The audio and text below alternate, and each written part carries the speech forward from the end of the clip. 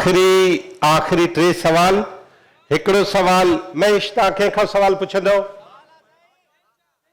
साईं ॿिन्हिनि खां ॿई, मूंखे ॿिन्हिनि खां जवाब खपे। सवाल हिकिड़ो आहे, जवाब ॿई ॾिन। ठीकु आहे, पुछो। साईं मुंहिंजो नालो महेश कुमार आहे, मां सहाफ़ी आहियां। हिकिड़ी सिट में सवाल पुछो। हिकिड़ी सिट में सवाल सर, हाणे तव्हां एतिरो टाइम वरितो आहे, एतिरो सॼे हिनखे एतिरो न कयो। तव्हां साईं ज़ैन शाह ऐं सजाद ॿिन्हिनि खां सवाल आहे। नेशनल पार्टियूं जेके नेशनल कॉन्फ्रेंस पार्टियूं नी, उहे सेक्युलर पार्टियूं सम्झी वञनि थियूं। सजाद ऐं ज़ैन शाह ॿिन्हिनि चयो त हुननि खे जॾहिं असां सॾु ॾियूं त लखे माण्हू असां गॾु करे सघूं था। ईअं थियो बि आहे, सिंध जे हक़नि लाइ जदोजहद कई आहे, लखे माण्हू। नैरेटिव नेशनलिज़म जो नैरेटिव आहे, पर पोइ छो सिंध में जेकी मज़हबी इंतिहा पसंदी आहे, जेको अक़लियतुनि सां एॾो वेल पियो हले, त ही उन ते एॾा संजीदा छो न आहिनि? नेशनल सिर्फ़ु हिकिड़े इशू ते अची करे जॾहिं को जलूस में अचनि था, पर हिन इशू खे सिंध जो वबा सम्झी करे उन ते छो कोन था हिकिड़ो स्टैंड वठी पिन? जेका मज़हबी इंतिहा पसंदी आहे, त तव्हां बहिरिया टाउन ते लखे माण्हू कढी सघो था। हिन जी जेका मज़हबी इंतिहा पसंदी आहे, उन ते लखे माण्हू कोन था कढी सघो। सिंध वबा में तव्हांजो सवाल थी वियो। हिकिड़ी रुगो मां वज़ाहत करे छॾियां। ओ महेश कुमार साहब, हिकिड़ी वज़ाहत करे छॾियां। बीहो अदा, बीहो हिकिड़ो मिंट, ही सवाल पूरो थी वञे। महेश कुमार, अॼु खां पोइ पंहिंजी ॿोलीअ में अक़लियती सिंधियुनि जी ॻाल्हि लफ़्ज़ न कढजां। हिंदू चइजां, ईसाई चइजां, भील, बागड़ी, कोली चइजां, मेघवाड़ चइजां, अक़लियती सिंधी कॾहिं बि न चइजां। बाक़ी माइक धणियुनि जे हवाले, उहे जवाब ॾींदा तोखे पाणे। महेश, हाणे हिकिड़ो साॻियो जवाब अथई। पोइनि 40 सालनि खां 43 सालनि खां ख़ुशूसन मज़हबी इंतिहा पसंदी स्टेट ऐं बैन अल-अक़वामी फोर्सिस स्पॉन्सर्ड रही आहे असांजे रीजन में। मूं सवेरे जेका ॻाल्हि कई त असांजी हिते जी इलेक्ट्रल पॉलिटिक्स बि कंट्रोल रहे थी। असीं हिन मां कोन जान छॾाए सघिया आहियूं, हुननि खे त फॉरेन फंडिंग बि आहे। उन जे करे इहे सभु मामला आहिनि।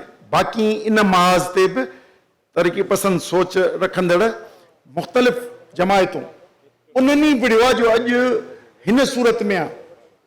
ऐं GM सैद वारनि या ॿियनि जेके जिन खे असांजा क़ौमी अॻुवान रहिया आहिनि, उन्हनि पंहिंजे सिर ते कुफ्र जूं फ़तवाऊं खणी, जीअं ॾिठो आहे मूं सिंधूअ जी साञाह करे ऐं फेस कयो आहे। उनजे करे ईअं न आहे, सिर्फ़ु इहो न चइजे त असांजो सदियुनि खां हिते असांजा माण्हू अदम तशद्दुद जा क़ाइल आहिनि, मज़हबी रवादारी जा क़ाइल आहिनि, यकीनन। पर जॾहिं स्टेट स्पॉन्सर्ड हुजनि त ॾाढो ॾुखियो जिन छॾाइण। उन करे हिकिड़ी 20 सदीअ में असांजी ख़ुशकिस्मती सम्झे, पोयनि 50 सालनि में असांखे अहिड़े क़िस्म जी जाम लीडरशिप मिली जेका सेक्युलर बि हुई ऐं हुननि इहे तहमतूं खणी बि रियासत जा अताब बि खणंदी बि इन सॼी शइ खे दिफ़ा कयो आहे। ऐं ईअं ई जंग थींदी, बाक़ी हथियार त कोन खणंदासीं। असांजी इहा ई जंग हलंदी। तक़रीबन मुंहिंजे ख़्याल में जवाब मिली वियो आहे। मां सम्झां थो त जीअं ज़ैन शाह साहब ॻाल्हि कई त साईं GM सैद जो किताब जीअं ॾिठो मूं, रसूल बख्श पली साहब जो किताब सुबुह थींदो, उन खां सवाइ हीअ जंग जेका हिन महिल असां ताईं उहे मौजूदु आहिनि, जंहिंजो इहो आहे त मां जेतिरी कोशिश इस्टेब्लिशमेंट सिंध में मज़हबी इंतिहा पसंदी खे वधाइण जी कई आहे, उन में हू एतिरो कामयाबु कोन थी आहे। उनजे बचाव जे लाइ जेकॾहिं मां सम्झां थो को वेपन आहे, तो असीं जेके जिन सियासत खे तव्हां कॉम्प्रेस सियासत चओ था, उहा सियासत ई आहे जंहिं मज़हबी इंतिहा पसंदी खे सिंध में उन हद ताईं परवान चढ़णु कोन ॾिनो आहे। अवां पंहिंजो नालो ॿुधायो, सवाल पुछो। जनाब इरफान आलमानी साहब खे माइक ॾियो। साईं, मुंहिंजो नालो इरफान आलमानी आहे, मुंहिंजो तालुक़ बि सहाफ़त सां आहे। मुंहिंजो सवाल इहो आहे त साईं ज़ैन शाह साहब चवे थो त सिंध जे माण्हुनि जो कॉम्प्रेस सियासत ते यकीन घटि आहे, जॾहिं त सजाद चांडियो साहब चवनि था त माण्हू असां ते यकीन कनि था, पर असांखे रिज़ल्ट ॾियणो पवंदो। ॿी ॻाल्हि इहा त तव्हां जॾहिं ॻाल्हि कयो था त इस्टेब्लिशमेंट कोमपरस्तनि खे अॻियां अचणु नथी ॾिए XYZ घुमाए फिराए ॻाल्हि करण खां सवाइ सिर्फ़ु इहो पियो छो त इस्टेब्लिशमेंट जेका आहे उहा कोमपरस्तनि खे अॻियां अचणु छो नथी ॾिए, सवाल इहो आहे।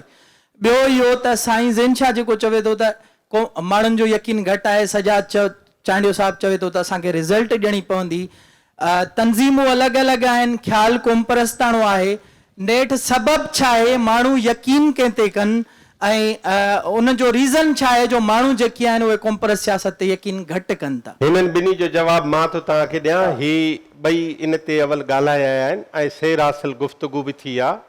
उन में साईं ज़ैन शाह त ख़ासि तौरु चयो त असांखे ट्रस्ट डेवलप करिणो पवंदो, माण्हुनि खे असां वटि वेसा घटि आहे, साखायता लीडर पैदा करणा पवंदा। लफ़्ज़ साख जो इस्तेमालु कयो साईं ज़ैन शाह, मूंखे यादि आहे। ॿियो चई त शहरनि खां बाक़ी दुनिया बि ओॾे बि वञिणो पवंदो, इन करे हुन इहो ॿुधायो त उन सां ट्रस्ट वधंदो। ऐं जनाब सजाद बि इहा ई ॻाल्हि कई त इन क़िस्म जे अमलनि सां ट्रस्ट वधंदो। असमा फैज़ खां सवाल पुछंदो रियाज़ सुहेल, आख़िरी सवाल हिन सेशन जो। मिस्टर रियाज़ सुहेल खे माइक ॾियो। साईं हेलो मुशायर शायर पिटनी था जी। डॉक्टर साहब, मैं ये मालूम करना चाहूँगा कि जैसे शेख साहब ने कहा कि कोमपरस इस्लामाबाद में क्यों है, तो इस वक्त तो पार्लियामेंट में भी नज़र नहीं आते। जैसे आपने बताया कि सराइकी मूवमेंट पे आपने काम किया, इस तरीके से ANP भी लापता है, इस तरीके से BNP भी नहीं है और पश्तूनख्वा भी नहीं है। तो एक तरफ हम ये देखते हैं कि जो लेफ्ट ओरिएंटेड नेशनलिस्ट पार्टी थी वो लापता हो रही हैं और दूसरी तरफ राइट विंग है वो उभर रहा है, वो TLP की सूरत में शक्ल में आ रहा है, कोई JUI की शक्ल में आ रहा है। तो जो लोकल अपील बढ़ रही है या उनके लिए स्पेस जो मौजूद है वो हासिल कर रहे हैं या स्पेस क्रिएट किया जा रहा है? रियाज, इतना पहले से हमें सवाल फिक्सिंग कर लेनी चाहिए थी लेकिन हमने नहीं की इतना मुश्किल सवाल लेकिन मैं कहना चाहूँगी कि आपकी ऑब्जर्वेशन बिल्कुल ठीक है और मैं भी एग्री करती हूँ। मे बी कॉजेज़ थोड़े से डिफरेंट है। मसलन सराइकी वाली बहुत लो उस पे वॉल्यूम पे चल रही है, लेकिन मुझे लगता है कि आहिस्ता आहिस्ता इंक्रीमेंटली बढ़ रही है। मतलब 15-20 साल पहले तक कोई कंसेंसस नहीं था कि कोई सराइकी वसेब एक सेपरेट यूनिट होना चाहिए। अब थेरी में सारी बड़ी पार्टीज़ ने एग्री किया हुआ है कि पंजाब की डिवीज़न होगी, साउथ और वेस्ट में से नया प्रोविंस निकालेंगे, इसलिए वो लो है मगर मतलब लेकिन नीचे नहीं जा रहा। ANP आई थिंक के मतलब एक कोई डायनामिक कैरिज्मेटिक लीडरशिप का मसला है। फिर हमें पता है कि मेरे ख्याल में खैबर पख्तूनख्वा की बहुत रेडिकलाइजेशन हुई है 80s के बाद से, और वो मतलब उसके बाद एक और जो यानी कम से कम मैंने एथनिक स्टडीज़ में देखा है, डॉक्टर फिरोज़ अहमद ने भी बल्कि इसके बारे में जो था वो लिखा था, वो ये उनका कहना था कि जो पश्तून सैलरिएट क्लास है, जो मिडिल क्लास और जो अबव है, जो कि नेशनलिज्म की तरफ आती थी, वो स्टेट से इंटीग्रेट हो गई है, वो ब्यूरोक्रेसी में जा रही है, वो आर्मी में जा रही है, और जैसे जैसे वो स्टेट में इंटीग्रेट हो रही है तो वो उधर से नेशनल उस वाली से वापस निकल रही। लेकिन अब हमें PTM नज़र आती है, PTM के पर भी बहुत ज़्यादा मतलब रिप्रेशन है, और ये अभी हमने देखना है कि आगे कैसे चलेगी। बलूचिस्तान एक ऑल टुगेदर जो है वो डिफरेंट स्टोरी है। उसको तो जैसे हम KLF पे भी बात कर रहे थे कि वो तो वैसे एक ब्लैक बॉक्स बनाया हुआ है जिस ब्लैक बॉक्स का किसी को कुछ नहीं पता। पीछे आ गई सिंध की बात। सिंध की पार्टीज, एक जो मुझे अपनी रिसर्च में भी फील हुआ वीकनेस ये है कि मतलब एक तो यानी मतलब स्मॉल स्केल पे हैं, फिर डिवाइडेड भी हैं, फ्रेगमेंटेड भी हैं, और GM सैयद के बाद से भी जैसे मूवमेंट फ्रेगमेंट हो गई है, और ये फ्रेगमेंटेशन भी जब नंबर्स कन्वर्जन में आता है तो उसमें वो भी हर्ट करती है। और आपकी वैसे ओवरऑल आई टोटली एग्री ये ऑब्जर्वेशन कि पॉलिटिक्स ज़्यादा राइट विंग हो गई है। पूरी दुनिया में ही एक पॉपुलिज्म की वेव आई है 2008-2010 से।